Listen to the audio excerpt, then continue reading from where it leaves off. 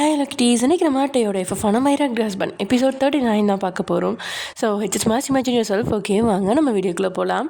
லாஸ்ட்டாக இதோட முடிச்சிருந்தோம் அப்படின்னா, டே முத்தம் கேட்டதுக்கப்புறமும் நீங்கள் தயங்கி நிற்க, அவனும் உங்களோட செயலை பிடிச்சி இழுக்க பயந்து போன நீங்கள் இரு இதழையும் சேர்த்து அவன் நெஞ்சில் அழுத்தி ஒரு முத்தத்தை கொடுக்குறீங்க. உங்களோட முத்தத்தில் அவன் என்ன உணர்ந்தான் அப்படின்னு தெரியல, ஆனால் அடிக்கடி தனிமையில் வாழ்கிற மாதிரி ஒரு எண்ணம் அவனுக்குள்ளே இருக்கும். இந்த ஒரு முத்தம் அவனோட வாழ்க்கையை மொத்தமும் புரட்டி போட்ட மாதிரி அவனை அறியாமலேயே கண்களை மூடிக்கிட்டவனோட கைகள் உங்களோட முதுக பற்றி இருந்த அணைப்பை விட்டுற இதுதான் சந்தர்ப்பம் அப்படின்னு புரிஞ்சுக்கிட்டு நீங்களும் நோடி பொழுதுல அங்கேருந்து ஒரே ஓட்டமாக ஓடி கிச்சனுக்குள்ளே பூந்துட்டீங்க. நீங்கள் ஓடினீங்க அப்படின்னு தெரியும், ஆனால் தடுக்கணும் அப்படின்னு தோணல. அந்தளவுக்கு தன்னை மறந்த உணர்ச்சியில் நின்னவனுக்கு நேத்திக்கு விட இன்னைய முத்தம் தாறு மர திரடிக்கிற மாதிரி இருக்குது. அப்படியே பின் தலையை அழுத்தி பிடிச்சி உணர்வுகளெல்லாம் சில வினாடிகளுக்கு அப்புறம் கட்டுப்படுத்திட்டு நீங்கள் கிஸ் பண்ண நெஞ்சில் கையை வச்சு அப்படியே வருட்டிட்டு சட்டையை கூட போடாமல் பால்கனியில் போய் நின்றுட்டான். எந்த பொண்ணை பார்த்தாலும் ஒரு உணர்வு கூட வரல, ஆனால் ஏன் உங்களோட முத்தம் தலையிலேருந்து கால் வரைக்கும் இவ்வளோ உணர்வுகளை ஏற்படுத்துது அப்படின்னு அவனுக்கு தெரியவே இல்லை. சொல்லப்போனால் ஆஃபீஸ்க்கு போகணும் அப்படிங்கிறதையே மறந்துட்டான் டே.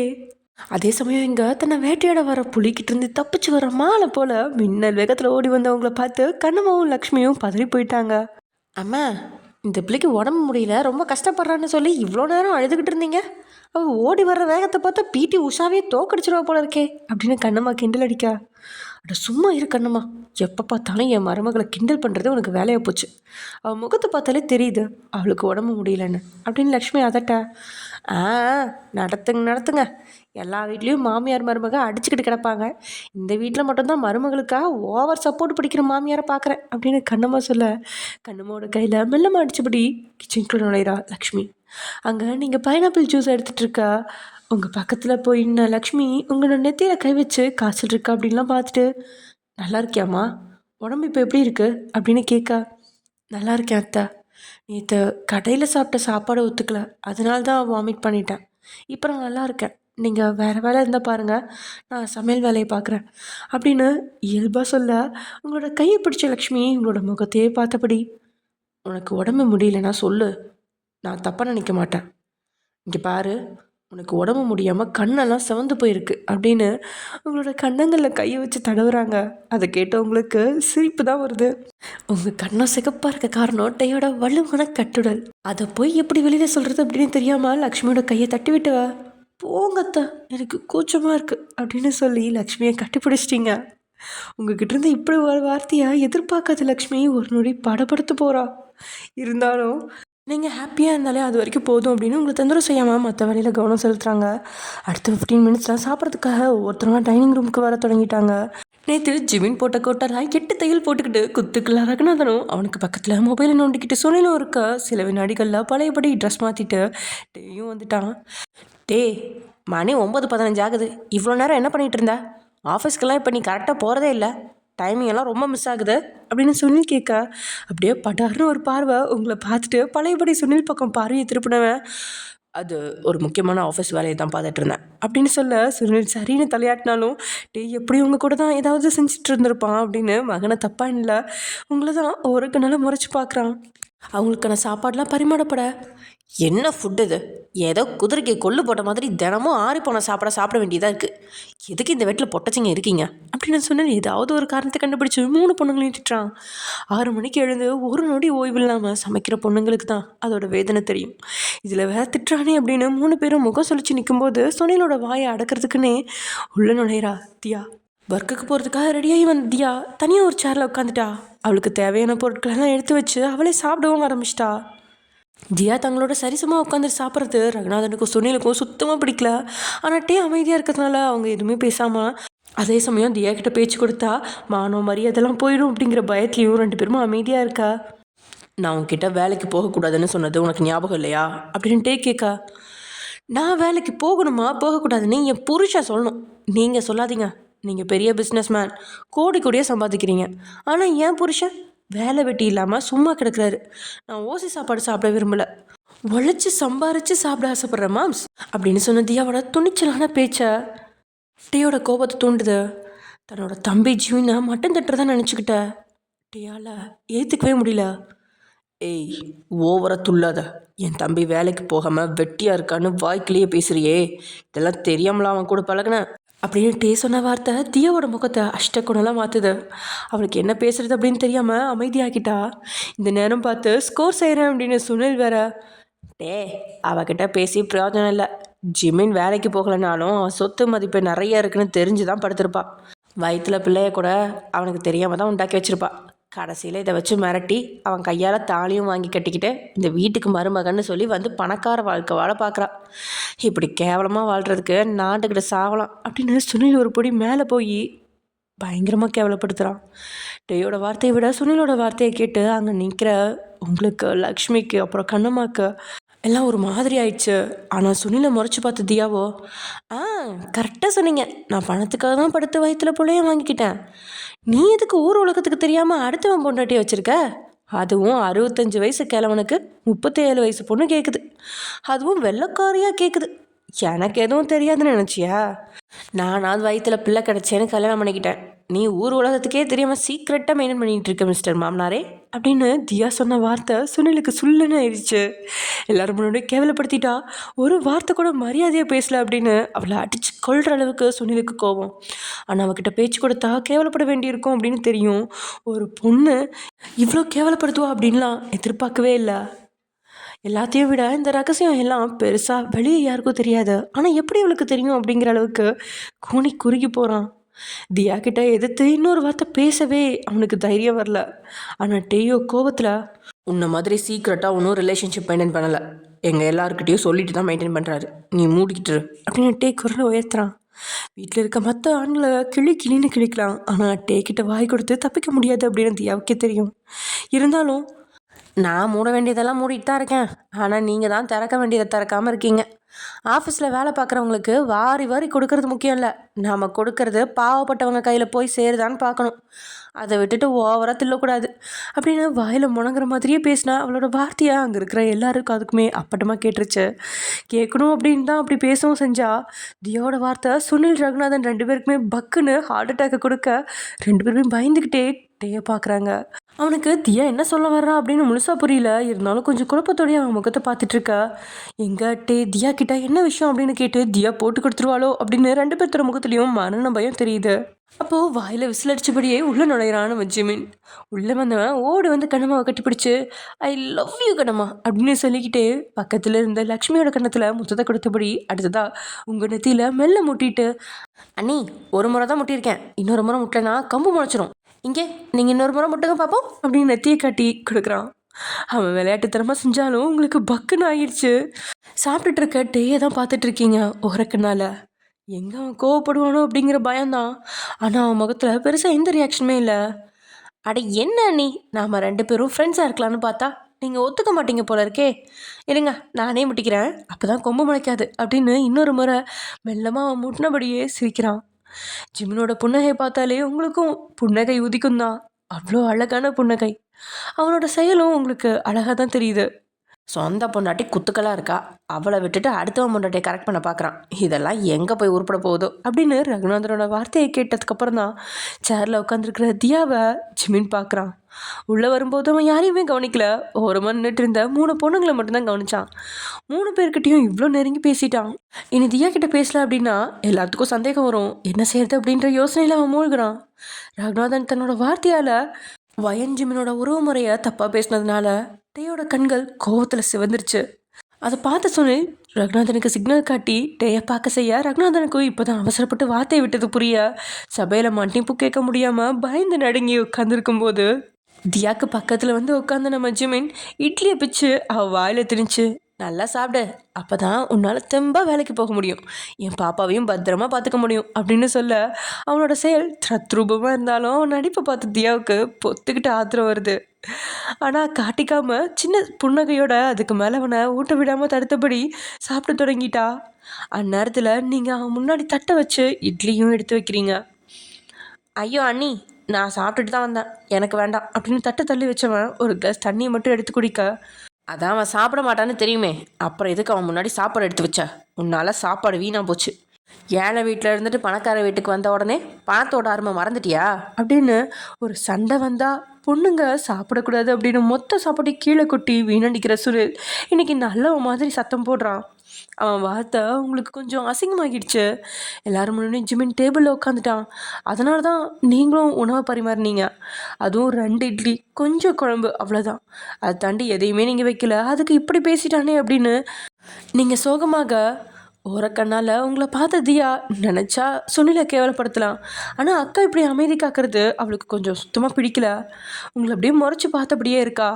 அதே நேரத்தில் ஜிம்மினும் உங்களோட முகம் வாடினதை கவனிக்கிறான். வீட்டில் இருக்க எல்லாருமே பொண்ணுங்களை மட்டும் தட்டுறாங்க. இதில் தன்னால் நீங்கள் அவமானக்கூடாது அப்படின்னு நினச்சவன் தண்ணி தள்ளி வச்சுட்டு சாப்பாடை சாப்பிட ஆரம்பிச்சிட்டான். அவன் செயலை பார்த்து எல்லாத்துக்குமே அவ்வளோ அதிர்ச்சி. கடைசியாக 6 வருஷத்துக்கு முன்னாடி இந்த வீட்டில் வச்சு சாப்பாடு சாப்பிட்டான் தான். அன்னைக்கு டைனிங் டேபிளில் வச்சு அப்பா மகனுக்கு இடையே அந்த சண்டை. செத்தாலும் இந்த வீட்டில் சாப்பிட மாட்டேன் அப்படின்னு சொல்லிட்டு போனவன் இன்னைக்கு அதிசயமாக சாப்பிட்டுட்டு இருக்கான். டேயெல்லாம் எத்தனையோ நாள் பிரச்சனை மறந்து வீட்டில் சாப்பாடு சாப்பிட்றபடி எடுத்துக்க சொல்லியிருந்திருக்கான். ஆனால் ஒரு நாள் கூட தன்னுடைய ரோஷத்துலேருந்து இறங்கி வராதவன் இன்னைக்கு அதிசயமாக சாப்பாடு சாப்பிட்றது டேக்கும் அதிசயமாக தான் இருக்குது. லக்ஷ்மிக்கும் கண்ணம்மாக்கும் என்ன நடக்குதுன்னு புரியாமல் நிற்க உங்களுக்கு மட்டும் அவமானம் மறைஞ்சு மகிழ்ச்சி தென்பட, அண்ணி நீங்கள் சமைச்சதா செம்மையாக இருக்குது, 2 இட்லி கூட எடுத்து வைங்க அப்படின்னு கேட்டு வாங்கி சாப்பிட்றான். சுனிலையும் ரகுநாதனையும் கேவலப்படுத்துதான் ஜிபின் இப்படி செய்கிறான் அப்படின்னு தெரிஞ்சு 2 பேருமே அமைதியாக, நாளை காலையில் 10 மணிக்கு எனக்கும் நம்ம குடும்ப கோவிலில் வச்சு கல்யாணம் நடக்க போகுது. ஸோ இன்றைக்கி 11 மணிக்கு வீட்டுக்கு முன்னாடி கார் வரும். எல்லோரும் காரில் ஷாப்பிங் மாலுக்கு போய் தேவையான பொருளெலாம் வாங்கிக்கோங்க அப்படின்னு சொன்னபடியே எழுந்து கை கழுவிட்டு உங்கள் சேலையில் கையை தொடச்சபடியே, நீ தந்த கிஸ் நல்லா இருந்துச்சு, ஃபீலிங் பெட்டர் அப்படின்னு மெல்ல உங்களுக்கு மட்டுமே கேட்குறபடி சொல்லிவிட்டு உங்களோட இடுப்பில் சேலைக்கு மேலே கையை வச்சு உங்களுக்கு வலிக்காதபடி மெல்லமாக கிள்ளிட்டு அங்கேருந்து நகர்றான். உங்களுக்கு உடல்லாம் சிலிர்த்துருச்சு. சுற்றி இருக்கிறவங்க முன்னாடி எதையுமே காட்டிக்க முடியாமல் நெளிஞ்ச ஒரு விதம் சமாளித்தபடி டேயே கண்ணுமிக்காமல் பார்த்தபடி நிற்கிறீங்க. அவன் போனதும் சுனிலும் அங்கேருந்து எழுந்து போக ஜிமின் டே சாப்பிட்டு தட்டையும் எடுத்து க்ளீன் பண்ணி வச்சுட்டு அங்கேருந்து பெட்ரூமுக்கு போகிறான். ரகுநாதன் மகனை முறைச்சி பார்த்தபடியே வெளியே போக தியாவும் வேலைக்கு கிளம்பிட்டா. அம்மா என்னம்மா அது, தம்பி திடீர்னு நாளைக்கு கல்யாணம்னு சொல்கிறாரு, உங்களுக்கு முன்னாடி தெரியுமா? சத்தியமாக தெரியாது கண்ணம்மா. இதை அவன் முன்னாடியே சொல்லியிருந்தா ஏதாவது நம்ம ப்ரிப்ரேஷன் பண்ணி திங்ஸ்லாம் வாங்கியிருக்கலாம். இன்னைக்கு கடைசி நேரத்தில் என்ன வாங்குறதுனே தெரியல அப்படின்னு லக்ஷ்மி பேச, உங்களுக்கு மட்டும் நாளைக்கு கல்யாணம் அதுக்கப்புறம் முதலிரவு அப்படின்னு இப்போயே பயத்தில் நடுங்கிட்டு இருக்கீங்க. ஆஃபீஸ் போகிறதுக்காக தன்னுடைய காரில் ஏற வந்த டேக்கு பக்கத்தில் ஓடி வந்த ரகுநாதன், டே ஒரு நிமிஷம் நெல்லு அப்படின்னு சொன்னபடியே பக்கத்தில் வந்து சட்டையை கட்டி நெஞ்சில் இருக்க காயத்தை காட்டினவன், இங்கே பாரு எனக்கு இவ்வளோ காயம் வந்துருச்சுன்னு பாரு, இதெல்லாம் அந்த ஜிம்மினால் வந்தது. அவன் இந்த வீட்டில் இருந்தால் என்னை கொலை பண்ணிடுவான்னு எனக்கு பயமாக இருக்குது. ஒழுங்காக அவனை எங்கேயாவது அனுப்பி வை, தயவு பண்ணி அவனை இந்த வீட்டில் சேர்க்காத அப்படின்னு ரகுநாதன் சொல்ல, அந்த நேரத்தில் வந்து சொன்னிலும், எனக்கு தெரிஞ்சு இதுக்கு பின்னாடி அவன் பொண்டாட்டி தியா தான் இருப்பா. அப்பனை கொல்லு, நான் உன்னை ஜெயிலேருந்து வெளியே கொண்டு வரேன் அப்படின்னு தூண்டி விட்டுருப்பா. அதோட சின்ன பொண்ணுன்னு பார்த்தா எல்லாரும் முன்னாடியும் என்னோடய பர்சனல் லைஃப்பை பற்றி பேசி கேவலப்படுத்திட்டா. எவளை வச்சுட்டுலாம் எங்களால் இந்த வீட்டில் இருக்க முடியாது அப்படின்னு சுனிலும் அழுத்தமாக சொல்கிறான். அதை கேட்டு சில முன்னாடி யோசித்தாலும், போதும் சும்மா கம்ப்ளைண்ட் பண்ணாதீங்கப்பா, நீங்கள் ரொம்ப யோக்கியன் மாதிரியும் பேசாதீங்க. நான் அவளை அளவாக தான் கேவலப்படுத்தினேன், நீங்கள் ரொம்பவே தான் கேவலப்படுத்தினீங்க. அவள் ஒன்றும் பணத்துக்காக படுக்கலை, ஜிவின் மேலே இருக்கிற காதலை தான் கல்யாணம் பண்ணி வீட்டுக்குள்ளே வந்திருக்கா. இப்போ அவள் நம்ம குடும்பத்தில் ஒருத்தி. இன்னொரு முறை அவளை அளவுக்கு அதிகமான கேவலப்படுத்துகிற வேலை வச்சுக்காதீங்க. நீங்கள் தியாவை கேவலப்படுத்துறது என் தம்பியை கேவலப்படுத்துறதுக்கு சமம் அப்படின்னு தியாவுக்காக சுனில்கிட்ட கோவப்பட்ட மகனோட வார்த்தையை சுனில் ஆச்சரியமாக பார்க்குறான். அதே வேகத்தில் ரகுநாதன் பக்கம் திரும்பினவன், ஜிமினை பற்றி நீங்கள் சொல்ல வேண்டாம், எனக்கு அவனை பற்றி நல்லா தெரியும். வீட்டுக்குள்ளே இருந்த சிசிடிவி வீடியோவை பார்த்தேன். நீங்கள் என்ன சொன்னீங்க, லக்ஷ்மி அம்மாவை அடித்து கொன்று ரோட்டில் போடுவீங்களா? நேற்றுக்கு நீங்கள் சொன்ன வார்த்தைக்கு அவங்க நெஞ்ச கீறி தான் விட்டான். இதே நானாக இருந்திருந்தா ஸ்பாட்லேயே மட்டை பண்ணியிருப்பேன். பழைய டேன்னு உயிரோடு தான் இருக்கான். கல்யாணத்துக்கு அப்புறம் ஒயனுக்காக தான் இந்த அரக்க குணத்தை வெளியே காட்டிக்காமல் முடிஞ்ச அளவுக்கு நல்லவன் மாதிரி மெயின்டைன் பண்ணிகிட்ருக்கேன். 2 பேரும் உங்கள் லிமிட்குள்ளே இருங்க. அதை தாண்டி என் பேச்சை மீறி ஓவராக துள்ளுன்னு கனவுல கூட நினைக்காதீங்க, இல்லைனா ஒன்றும் இல்லாமல் ஆயிடுவீங்க அப்படிங்கிற டேயோட மிரட்டல்னால 2 பேரும் கை கால் நடுங்கிற அளவுக்கு பயத்தில் உறைஞ்சி நிற்கிறாங்க. அப்படியே அவங்கள மறைச்சிட்டே டே காரில் ஏறி கிளம்பிட்டான். அவன் போன அடுத்த நொடி சுனிலும் ரகுநாதனும் சுற்றி சுற்றி பார்க்குறாங்க. அவமானப்பட்டாலும் நம்மளை யாரும் பார்க்கலையே அப்படின்னு திரும்பி திரும்பி பார்த்துட்டு அப்படியே அங்கேருந்து தோட்டத்துக்கு போகிறாங்க. கதவுக்கு பக்கத்தில் நின்ன தியா அவங்க பேசின எல்லாத்தையும் கேட்டுட்டா. டே தியாவுக்காக பறிஞ்சு பேசினது அவளாலே நம்ப முடியல. எல்லாத்தையும் விட வீட்டில் ஆண்கள் பெரிய கெத்தாக இருந்தாலும் டேயோட ஒத்த குரலுக்கு 2 பேருமே இப்படி பயந்து நடுவாங்க அப்படின்லாம் தியா எதிர்பார்க்கவே இல்லை. ஜிமின் சொன்ன மாதிரி டே திருந்தினா மற்ற ஆண்கள் எல்லாருமே பயத்திலே அமைதியாக இருந்துருவாங்களோ அப்படின்னு அவளே குழம்பி போயிட்டா. அந்த குழப்பத்தில் அவன் நின்றுட்டு இருக்கும்போதே ஸ்கூட்டியில் அவளுக்காக காத்திருந்த ரித்திக் ஹார்ன் அடிக்கவும் பலவித யோசனைகளோட அவன் கூட ஸ்கூட்டியில் ஏறி அங்கேருந்து போயிட்டா. அப்படியே இங்கே ஆஃபீஸில் டேயோட கேபினை சுற்றி 10க்கும் மேற்பட்டோர்னு வாயில் கையை வச்சுக்கிட்டு கேபினை பாவமாக பார்க்க உள்ளே இருந்த மேனேஜர் அலறல் சத்தம் பயங்கரமாக கேட்குது. அந்த அளவுக்கு டே அடித்து துவச்சி காய போட்டிருந்தான். ஆனால் எத்தனை அடி வாங்கியும் கீழே மட்டும் விழாமல் குத்துக்கெல்லாம் நிற்கிறான். சில நேரங்களில் அடி வாங்கி பயத்தில் சத்தம் போட்டாலும் வாய் விட்டு அழலை. நீ பெரிய இவனு உன்கிட்ட போய் பிளான் கேட்ட பாரு, என் புத்தியை செருப்போல அடிக்கணும். நீ பழைய படத்துலேருந்து சீராக காப்பி பண்ணி சொல்லும் போதே உன் பிளான் மொக்க பிளான்னு புரிஞ்சுக்காம களத்தில் இறங்கினேன் பாரு. என்ன சொல்லணும், 2 பிள்ளை பெற்ற உன்னெல்லாம் ஒரு எக்ஸ்பர்ட்னு நினச்சா ஒன்றும் தெரியாம முட்டா பீஸாக இருக்க. இன்னொரு முறை ஆஃபீஸில் இருக்க யாருக்காவது நீ பிளான் போட்டு கொடுக்குறத பார்த்தேன்னா நீ செத்த. ஒழுங்காக என் முன்னாடி நிற்காம போயிடு. நாளைக்கு கல்யாணத்துக்கான மொத்த இன்சார்ஜும் நீ தான். ஒரு தப்பு நடந்துச்சுன்னா தோலை உரிச்சு காய போட்டு தொங்க விட்டுருவேன், ஜாக்கிரதை அப்படின்னு டே திட்டி முடிக்க உள்ளுக்குள்ளே நிம்மதி அடைஞ்ச மேனேஜரோ பரவாயில்ல 10 அடி அடிச்சுட்டு 2 வாரத்தை திட்டிட்டு விட்டுட்டாரு. இந்த முறை என் பரம்பரை இழுக்கல, கர்த்தருக்கு ஸ்தோத்திரம் அப்படின்னு அங்கேருந்து நழுவ பார்க்க ஒரு நிமிஷம் இல்லை. நம்ம லாயருக்கு என்னாச்சு, உயிரோட இருக்கானா இல்லையா, வேலைக்கு வருவானா வரமாட்டானா அப்படின்னு டே கேட்க, அட பாவி பாஸு, நீ பேசின பேச்சுக்கு அவன் ஹார்ட் அட்டாக்கே வந்து மட்டும் இல்லாமல் இனி இந்தியாவிலே இருக்க மாட்டேன்னு வெளிநாட்டுக்கு ஓடிப்பாட்டாயா, அவன் திரும்பவும் வேலைக்கு கொண்டு வர பார்க்குறியா அப்படின்னு நினச்சிக்கிட்டு, பாஸ் லாயர் சந்தோஷ் ஹார்ட் ட்ரீட்மெண்ட்டுக்காக வெளிநாட்டுக்கு போயிருக்காரு, திரும்பி வர 2 வருஷம் ஆகும் அப்படின்னு சொல்லவும் டேபிளில் இருந்து ஃபைலை தூக்கி மேனேஜரோட தலையில் வீசினான். அதான் 2 வருஷம் ஆகும்னு தெரியுமே, அப்புறம் எதுக்கு இன்னும் புது லாயர் அப்பாயின்ட் பண்ணாமல் இருக்க, போய் நல்லா பேசுகிற புதிய லாயராக அப்பாயின்ட் பண்ணு அப்படின்னு பல்ல கடிக்கிறான்ட்டே. நான் எங்கேயா பேசுகிற லாயர் போய் தேடுறது, அப்படி பேசுகிற லாயர் உன் முன்னாடி கொண்டு விட்டாலும் நீ பேசுகிற பேச்சுக்கு லாயர் செவிடனா மாறிடுவான், இல்லைன்னா பேஷண்ட்டாக மாறிடுறான் அப்படின்னு உள்ளுக்குள்ளே கதறிக்கிட்டுவேன். பாஸ், எனக்கு தெரிஞ்ச ஒரு திறமையான லாயர் இருக்காங்க, ஆனால் அவங்க பொண்ணு நல்ல டேலண்டான ஆள், உங்களுக்கு விருப்பம் இருந்தால் அவங்கள வேலைக்கு எடுக்கட்டுமா அப்படின்னு மேனேஜர் கேட்கா. வெரி குட், ஆணோ பெண்ணோ எனக்கு டேலண்ட் தான் முக்கியம். அந்த லாயர்கிட்ட 1 வருஷம் அக்ரிமெண்ட் போட்டு நம்ம கீழே சேர்ந்துக்க சொல்லு. அவங்க பேர் என்ன, எத்தனை கேஸ் டீல் பண்ணியிருக்காங்க அப்படின்னு டீட்டெயில் கேட்க, அவங்க பேர் தியா, உங்கள் குழந்தைய தான். அந்த பொண்ணு பேசுகிற பேச்சுக்கு அவன் முன்னாடி வேறு யாராலையும் தாக்கு பிடிச்சி நிற்க முடியாது, உங்களால் கூட தாக்கு பிடிச்சி நிற்க முடியாதுன்னா வச்சுக்கோங்களேன் பாஸ். இது வரைக்கும் அவள் 12 கேஸ் டீல் பண்ணியிருக்கா, அதுவும் ரொம்ப பெரிய லெவல் கேஸு. சரியாக இது வரைக்கும் 2 அரசியல்வாதிங்க 14 பிஸ்னஸ் மேனை ஜெயிலுக்கு அனுப்பி வச்சுருக்கா அப்படின்னு மேனேஜர் சொன்னது தான் உண்டு. அடுத்த 10 நிமிஷம் கேபின்குள்ளே இருந்து மறுபடியும் மேனேஜரோட அலறல் சத்தம் கேட்குது. பாஸு அடித்து கொண்டுடாதையா, அப்போவே என் வாய் கண்ட்ரோல் பண்ண பார்த்தேன், ஆனால் கண்ட்ரோல் கொஞ்சம் மிஸ் ஆகி போச்சு. எல்லா ஆம்பளைங்களும் குழந்தையா கூட வேலை பார்க்க சந்தோஷப்படுவாங்க, இவன் ஒருத்தன் தான் என் தூக்கி போட்டு மிதிக்கிறான். அடுத்த 10 நிமிஷம் தாண்டி கேபின் கதவை திறந்து வெளில வந்த மேனேஜரை பார்த்து எல்லாருமே பாவமாக நிற்கா. இன்னும் நான் உசுரோட தான் இருக்கேன், எல்லாரும் போய் அவங்கவுங்க வேலையை பாருங்கள் அப்படின்னு மேனேஜர் குரல் கொடுக்க எல்லாரும் அங்கேருந்து கலைஞ்சு போனாலும் மனோஜ் மட்டும் மேனேஜரோட பக்கத்தில் வந்து, எப்படி ஏட்டையா இவ்வளோ அடி வாங்கிட்டு அசால்ட்டாக வந்து நிற்கிறீங்க, நீங்கள் சாக வாய்ப்பே இல்லையா, நீங்கள் சாகாவரம் வாங்கின மனுஷனா அப்படின்னு கேட்க, அடேய் நீ என் மேலே இருக்க பாசத்தில் கேட்கல, நான் எப்போ சாவேன், என் போஸ்டிங்க்கு நீ எப்போ வரலான்னு தானே கேட்குற, இந்த ஜென்மத்தில் நடக்காதுரா, செத்தாலும் டேசாரோட மேனேஜரை 70 வயசுக்கு அப்புறம் தான்டா சாவேன் அப்படின்னு மேனேஜர் சொல்ல, கீழே விழுந்தாலும் மீசையில் மண் ஒட்டுறங்கிற மாதிரி தான் உங்களுக்கு.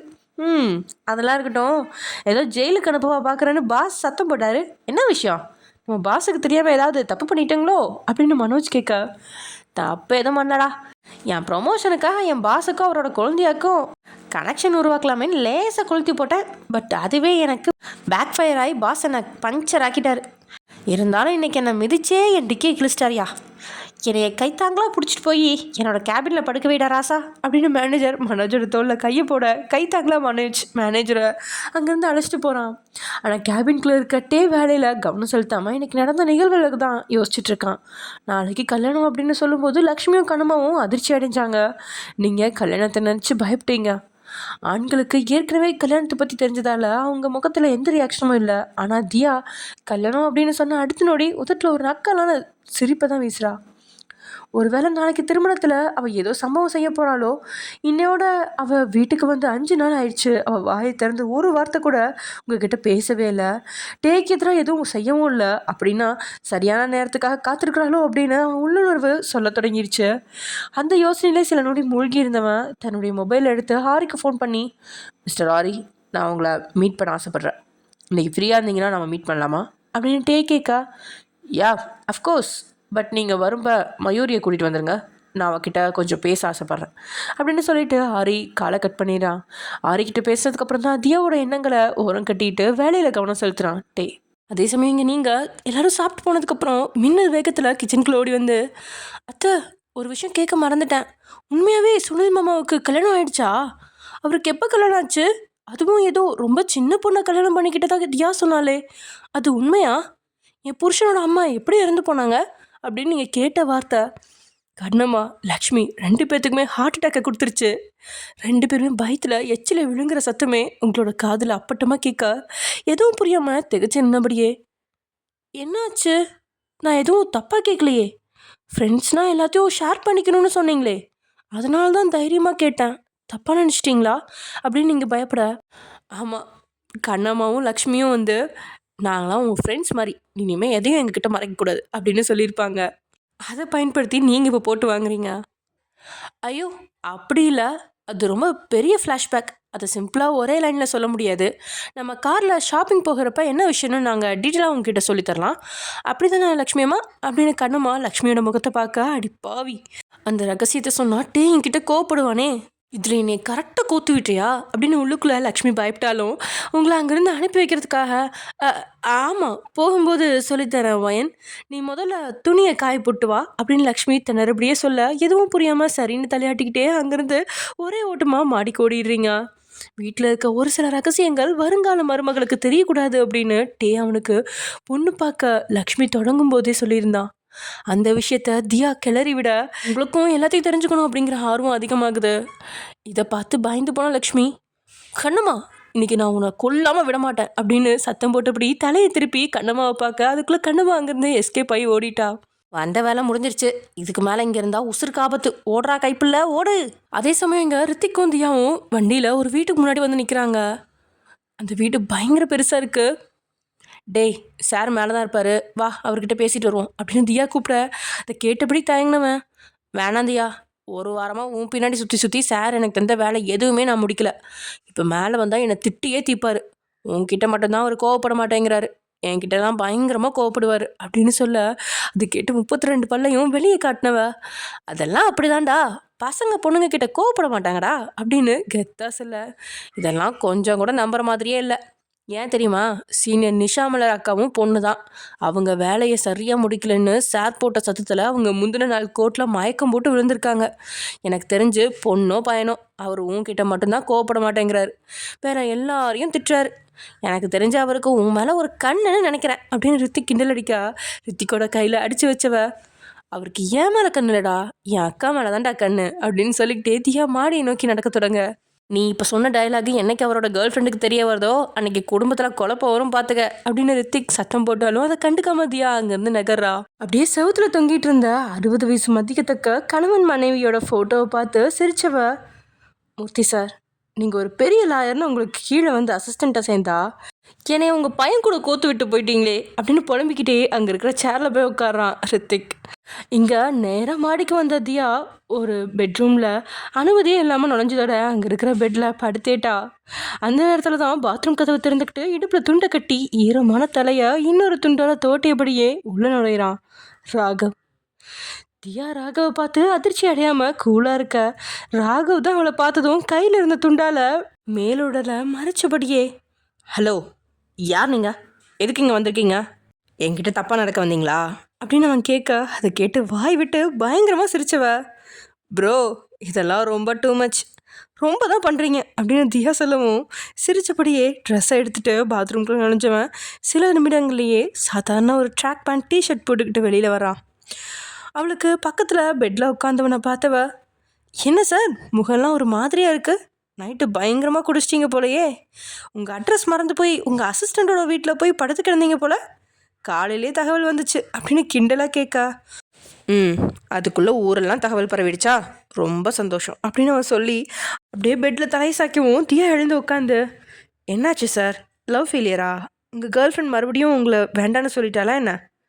இதுக்கு தான் ஆரம்பத்திலே என் அக்கா என்னை கட்டிக்கோங்கன்னு உங்கள் காலில் விழுந்து கெஞ்சினேன். அன்னைக்கு நீங்கள் என் அக்காவை கட்டியிருந்தா இன்னைக்கு என் அக்காவோட வாழ்க்கையாவது நல்லா இருந்திருக்கும். 2 பேரும் ஜாலியாக இந்நேரத்துக்கு ரொமான்ஸ் பண்ணிட்டு இருந்திருப்பீங்க அப்படின்னு தியா சொல்ல, அதை கேட்டவனோட முகம் எல்லாம் வாடிருச்சு. அவனுக்கு உங்களை சின்ன வயசுலேருந்தே தெரியும். பட் நீங்கள் அவனை பார்த்தாலே அண்ணா அப்படின்னு தான் கூப்பிடுவீங்க. ஆனால் அவன் மனசில் உங்கள் மேலே ஒருதலை காதல் இருந்துச்சு. அந்த காதல் எப்படி உருவானுச்சு அப்படின்னு அவனுக்கே தெரியாது. ஒரு நாள் நீங்கள் ராகவ் கிட்ட எதாச்சியாக தனக்கு படிக்க ஆசையாக இருக்கிறதா சொன்னதுனால தான் ராகவ் தன்னோட அப்பாவை வச்சு உங்களை ஃப்ரீயாக படிக்க வைக்கிறதுக்காக பேசி பார்த்தான். ஆனால் உங்களோட சித்தியும் சித்தப்பாவும் உங்களை ஒரு அப்பாவி வீட்டு வேலை செய்ய சரியாக இருப்பீங்க அப்படின்னு உங்களை படிக்க அனுப்பாமல் எதிர்த்து பேசுகிற தியாவை ஊரை விட்டு அனுப்பி வைக்கிறதுக்காகவே அவளை படிக்க அனுப்புகிறோம் அப்படின்னு சொல்லியிருந்தாங்க. அப்போ இருந்த சூழ்நிலையில் 2 பெண் குழந்தைங்களும் அவங்களோட கட்டுப்பாட்டில் இருந்ததால் ஒருத்திக்காவது நல்ல கல்வியும் வாழ்க்கையும் கிடைக்கட்டும் அப்படின்னு ராகவோட ஃபேமிலி தான் தியாவை படிக்க வச்சாங்க. அதோட 19 வயசுலேயே உங்களுக்கு ஒரு குடிகாரன் கூட கல்யாணத்தை ஏற்பாடு செஞ்சுருக்க ராகவ் தான் அவனோட ஃபேமிலிக்கிட்ட உங்களை பொண்ணு கேட்கும்படி சொல்லியிருந்தான். அப்போது ராகவுக்கு 25 வயசு தான். இருந்தாலும் அவங்க ஃபேமிலிக்கு உங்களை பிடிச்சதால அவங்களும் பெண் கேட்க சித்தி சித்தப்பா வீட்டுக்கு வர உங்கள் சித்தி எடுத்த வாயோடையே வயன்லாம் தர முடியாது, வேணும்னா என் பொண்ணு நளினியை கட்டிக்கோங்க அப்படின்னு சொல்லிட்டா. ராகவ கல்யாணம் பண்ணால் உங்களுக்கு வசதியான வாழ்க்கை கிடச்சிரும் அப்படிங்கிற பொறாமையில் தான் அப்போது 18 வயசு கூட நிரம்பாத நளினியை கல்யாணம் செய்ய அவங்க தயாராக இருந்தாங்க. ஆனால் ராகவுக்கு இந்திராவை சுத்தமாக பிடிக்கல. ராகவுக்காக அவங்க ஃபேமிலி எப்படியெல்லாமோ உங்கள் சித்தப்பா கிட்ட பேசி பார்த்தாங்க. எந்த வகையிலையுமே அவங்க உங்களை மட்டும் கட்டி கொடுக்கறதுக்கு முன் வரவே இல்லை. இதனால் அலமுக்கிட்டேயும் கேட்டு பார்த்தாங்க. அப்போ இருந்த சூழ்நிலையில் அலமுவும் கொஞ்சம் உடம்பு சரியில்லாமல் இருந்ததுனால தனக்கப்புறம் உங்களோட சித்தி சித்தப்பா தான் உங்களெல்லாம் பார்த்துக்கணும், இப்போது உங்களை அவங்கள மாரி கட்டி கொடுத்து கடைசியில் அவங்கள படிச்சுக்கிட்டா நாளைக்கு தியாவோட வாழ்க்கைக்கு அவங்க துணையாக இருக்க மாட்டாங்க அப்படிங்கிற எண்ணத்தில் வேண்டான்னு மறுத்துட்டாங்க. அலமு துணையாக இருந்திருந்தா நிச்சயம் உங்களை தான் கட்டியிருப்பான். ஆனால் யாரும் துணையாக இல்லை, தியா மட்டும்தான் துணையாக இருந்தா. அவளும் சின்ன பொண்ணு, அவளை வச்சு எதுவும் செய்ய முடியாது அப்படின்னு புரிஞ்சுக்கிட்டு ஒருதலை காதலில் இருந்து கொஞ்சம் பின்வாங்குறான் ராகவ். படிப்பு முடிஞ்சு ஊருக்கு போகிறது தவிர்த்தவன் கேஸ் கோர்ட் அப்படின்னு தன்னோட கவனம் முழுசையுமே சென்னையிலே செலுத்திட்டு இருந்தான். அதோட சுப்ரீம் கோர்ட்லேயும் ஒரு பெரிய லாயர் கீழே அசிஸ்டண்ட்டாக சேர்கிற வாய்ப்பும் கிடைச்சதால அவன் அவ்வளோவா சென்னைக்கு வர்றதும் இல்லை.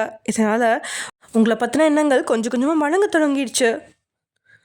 அப்புறம் மயூரி அவனோட வாழ்க்கையில் வந்ததுக்கப்புறம் சுத்தமாக உங்களை அவன் நினைக்கிறதே கிடையாது. இருந்தாலும் முதல் காதல் அப்படிங்கிறனால அப்பப்போ உங்களோட ஞாபகம் வரும் தான். இவ்வளோ நடந்தும் உங்களுக்கு மட்டும் இப்படி ஒருத்தர் தன்னை லவ் பண்ணா அப்படிங்கிறது இன்னைக்கு வரைக்கும் தெரியாது. இப்படிலாம் டேக்கிட்ட வந்து சீப்புட்டு சின்னாப்புட்டு சீரழிவீங்கன்னு தெரிஞ்சிருந்தா கண்டிப்பாக நீங்கள் அன்னைக்கு ராகவை பற்றி தெரிஞ்சிருந்தாலும் ராகவ் கூட எப்பா தயவு செஞ்சு என்னை கட்டிக்கோ அப்படின்னு காலில் விழுந்தாவது கட்டிட்டு போயிருந்துருப்பீங்கன்னு நினைக்கிறேன். ஏன்னா ராகவ் லவர் பாய், ரெகுடு பாயாச்சே.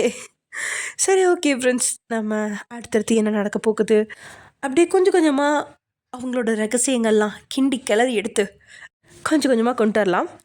எப்படியும் அதெல்லாம் குடஞ்சி எடுக்கிற வேலையை தியா தான் பாப்பா. ஸோ அவளால் தான் நமக்கு எல்லாமே தெரிய வரப்போகுது. ஓகே ஃப்ரெண்ட்ஸ், அடுத்த எபிசோடில் பார்க்கலாம். பாய்.